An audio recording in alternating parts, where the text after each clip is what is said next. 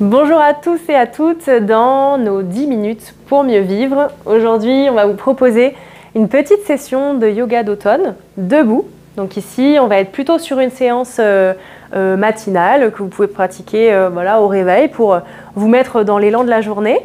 On a proposé une autre session qui est plutôt au sol, qui est peut-être plus adaptée à la soirée, fin de journée ou à des grosses journées pluvieuses ou à un moment pour vous, vous avez besoin de vous recentrer, vous réchauffer. Là, on est plutôt sur voilà, une séance un peu plus ouverte, un peu plus dynamique, un peu plus yang, comme on dirait en médecine chinoise.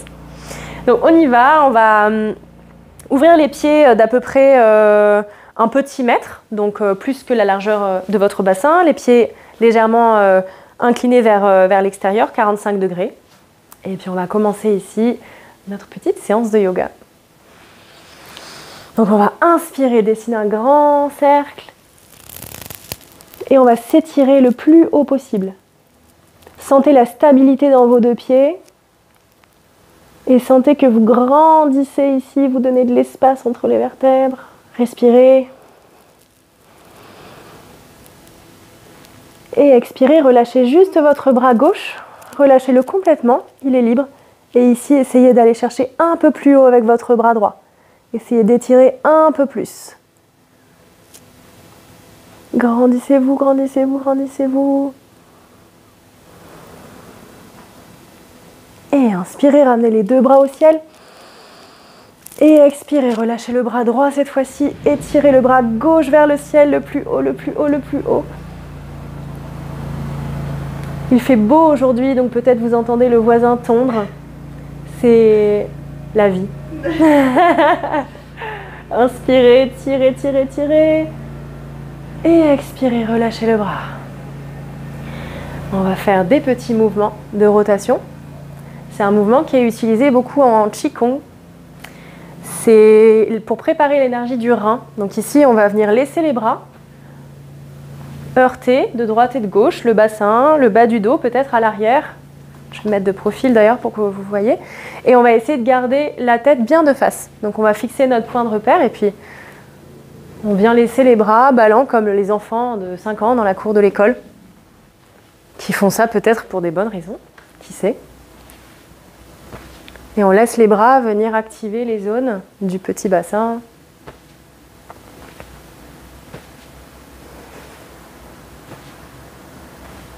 Et puis on va laisser ce mouvement s'arrêter doucement.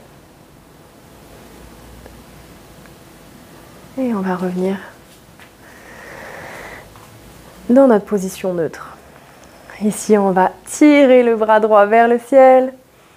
Et on va laisser glisser le bras gauche sur la jambe gauche en essayant de garder le bras aligné à l'oreille et le corps faisant une ligne ici. Donc on n'essaye pas de courber comme ça, on essaye vraiment de glisser comme si on était, comme si on avait une seule rotule qui était au niveau du bassin, ici.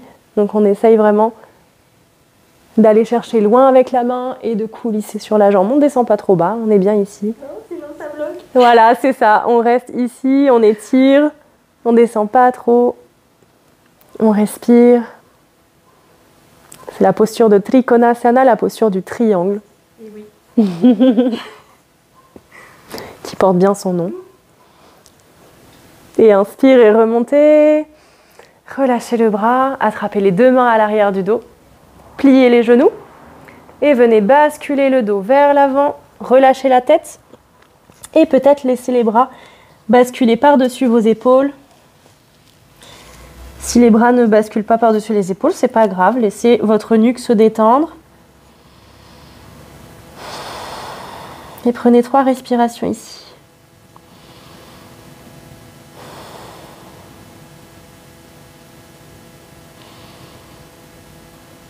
Et sur la prochaine inspiration, étirez-vous pour vous relever par les bras.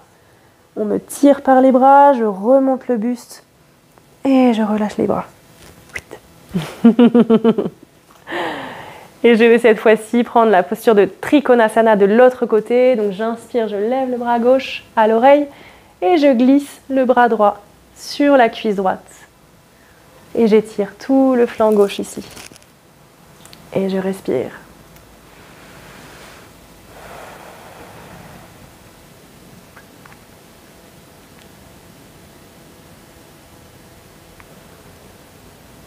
On peut regarder légèrement vers le plafond. Les erreurs à ne pas faire dans cette posture, c'est d'être en fermeture ici. C'est une autre posture. Donc soyez plutôt vraiment bien de face, comme si vous vouliez passer dans une petite venelle, une petite rue toute étroite, en un seul plan. Et j'inspire, je remonte et je relâche les deux bras. On va faire quelques mouvements pour détendre les bras. Donc là, je fais vraiment ressort avec les genoux et je laisse les bras se relâcher. Je peux faire des grandes expirations.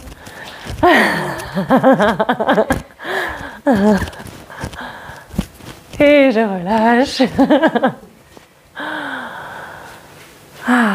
Je vais placer les mains sur le bassin. Je vais rapprocher un tout petit peu les pieds. Et ici, on va faire des petits cercles d'avant en arrière, du hula hoop mais au ralenti. Je viens chercher derrière, bien sur les côtés. Je sens que ça tire là, sur les côtés. Vers l'avant, je rétroverse bien le bassin. Et sur l'autre côté. Et de nouveau. On s'applique dans les petits cercles. On cherche vraiment à sentir où est-ce que ça vient travailler. Et puis je change de côté.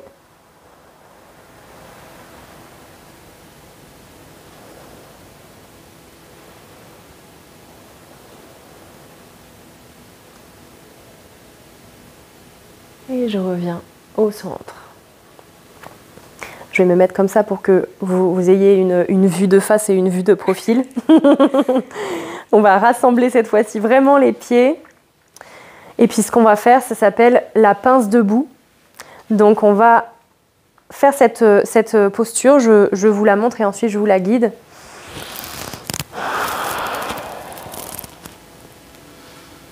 Donc ça peut se faire de plein de manières. Ça peut être ça.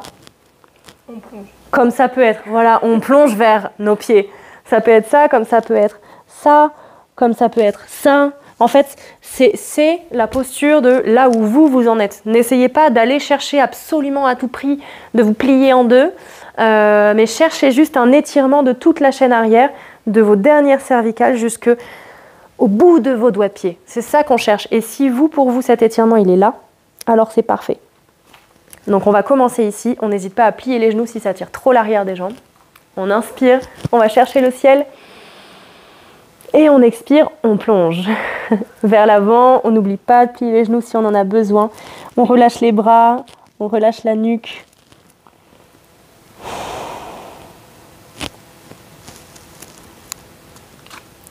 Et ici on insiste sur les expirations pour inciter la détente musculaire, le relâchement.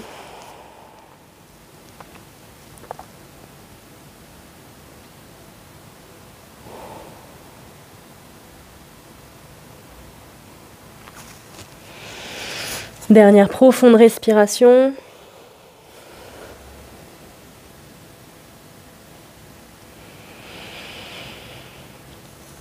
Et à la prochaine expire, vous allez dérouler le dos pour vous remonter petit à petit, vertèbre par vertèbre, en laissant les bras ballants, la tête se relever en dernier, les cervicales en tout dernier. Et ici, on va juste faire des petites contractions de bras. On va contracter les bras, contracter les épaules aux oreilles, contracter, contracter, contracter. Et expirer, relâcher. On va faire ça encore 2 fois pour décontracter la ceinture scapulaire ici. Contracter, contracter, contracter. Expirez, relâchez. Une dernière fois. Contractez, contractez, contractez. Expirez, relâchez.